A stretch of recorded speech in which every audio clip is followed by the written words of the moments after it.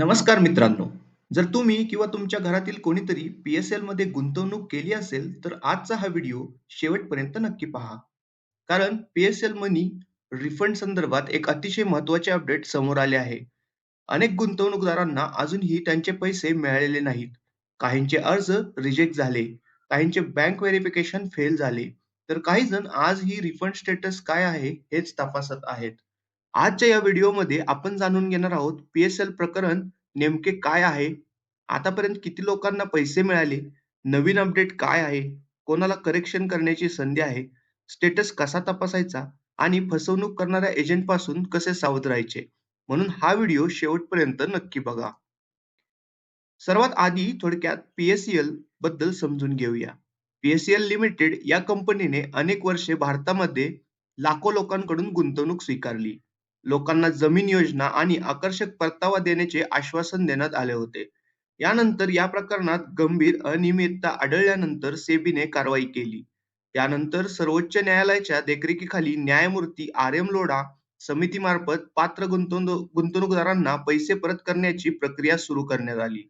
अधिकृत माहितीनुसार मार्च 2026 पर्यंत 35 लाखांपेक्षा जास्त पात्र अर्जदारांना सुमारे 3720 कोटी पर्यंत पेक्षा जास्त रक्कम परत करण्यात आली आहे.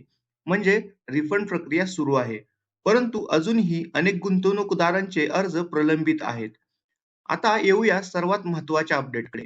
ज्या गुंतवणूकदारांच्या रिफंडमध्ये बँक व्हेरिफिकेशन फेल्युअर झाले होते किंवा चुकीचा अकाउंट नंबर, चुका असलेला आय-एफ-एस-सी कोड किंवा बँक डिटेल्समुळे रिफंड अडकला होता, अशा पात्र गुंतवणूकदारांसाठी करेक्शन फॅसिलिटी उपलब्ध करून देण्यात आली आहे.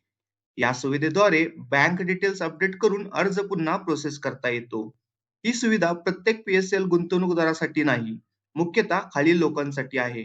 ज्यांचा बँक व्हेरिफिकेशन फेल झाला आहे, ज्यांची बँक माहिती चुकीची आहे, ज्यांच्या रिफंड प्रोसेसिंगमध्ये बँक संबंधित अडचण आली आहे, म्हणून स्टेटस आधी तपासा. स्टेटसमध्ये जर बँक संबंधित एरर दिसत असेल तर करेक्शन आवश्यक आहे. स्टेटस तपासण्यासाठी ऑफिशियल पी-एस-एल रिफंड पोर्टलवर जा. तिथे पी-एस-एल सर्टिफिकेट नंबर टाका, कॅप्चा भरा आणि सर्चवर क्लिक करा. यानंतर तुमच्या अर्जाची सद्यस्थिती दिसेल. जर रिफंड झाला असेल तर त्याची माहिती दिसेल. जर काही एरर असेल तर ती देखील दिसेल. करेक्शन करताना साधारणपणे योग्य बँक अकाउंट नंबर, योग्य आय-एफ-एस-सी कोड, कॅन्सल चेक आणि आवश्यक पडल्यास इतर पडताळणीची माहिती तयार ठेवा. सर्व माहिती काळजीपूर्वक भरा. एक छोटी चूक देखील रिफंड पुन्हा अडकवू शकते. आता एक अतिशय महत्त्वाची गोष्ट. आजकाल सोशल मीडियावर, WhatsAppवर, YouTubeवर अनेक फेक एजंट फिरत आहेत. ₹500 द्या, ₹1000 द्या आणि आम्ही रिफंड मिळवून देतो. असे अनेक लोक सांगतात.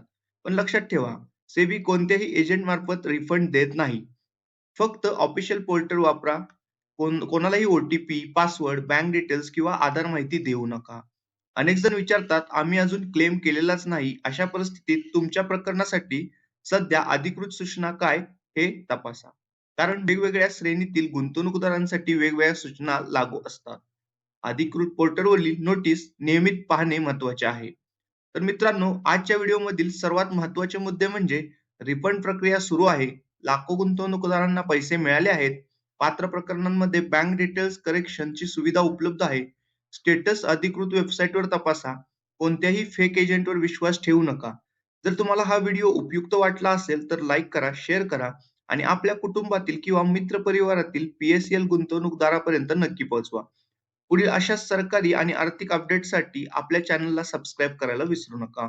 धन्यवाद.